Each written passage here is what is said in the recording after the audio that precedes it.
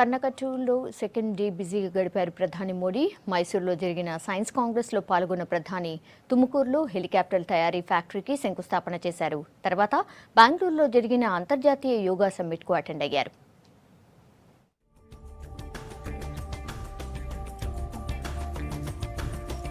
ప్రజా సంక్షేమం, ఆర్థిక అభివృద్ధి లక్ష్యంగా పనిచేయాలని శాస్త్రవేత్తలకు పిలుపునిచ్చారు ప్రధానమంత్రి Narendra Modi.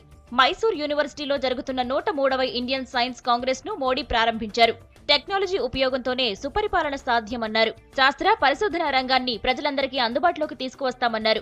Economy, environment, energy, empathy, ఈక్విటీలతో 5E ఫార్ములాను శాస్త్రవేత్తలకు వివరించారు మోడీ. 10,000కు పైగా దేశ విదేశాలకు చెందిన శాస్త్రవేత్తలు, ప్రతినిధులు ఈ సదస్సులో పాల్గొన్నారు.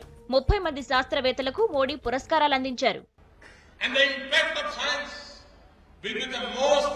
When scientists and technologists will keep the principles of what I call 5Es of that inquiry and engineering.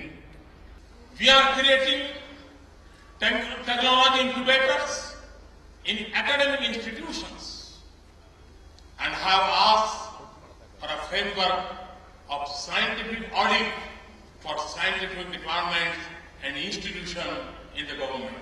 Science Congress తర్వాత తుమకూరులోని హెలికాప్టర్ల తయారీ కర్మాగారానికి మోడీ శంకుస్థాపన చేశారు. దేశ రక్షణకు ఉపయోగపడే ఫ్యాక్టరీ తుమకూరులో ఏర్పాటు కాబోతోందన్నారు. ये तुमकुरु जिला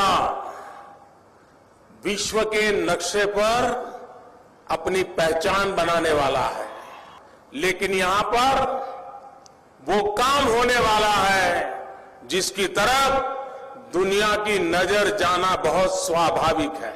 తర్వాత బెంగళూరులో అంతర్జాతీయ యోగా సదస్సులో ప్రధాని పాల్గొన్నారు. యోగాతో జీవితంలో కలిగే మార్పులు తెలుస్తాయని, ఉత్తమ యోగా గురువులను తయారు చేసుకోవాల్సిన అవసరం ఉందని అన్నారు.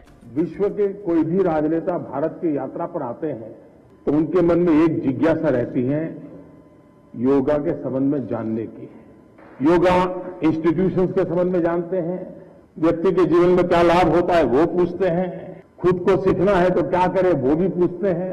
మోడీ కర్ణాటక టూర్ పై కాంగ్రెస్, ఆప్లు విమర్శలు కురిపించాయి. పఠాన్ కోట్లో తీవ్రవాదులు బీభత్సం సృష్టిస్తుంటే మోడీ యోగా స్పీచ్లు ఇవ్వడంపై నేతలు మండిపడ్డారు.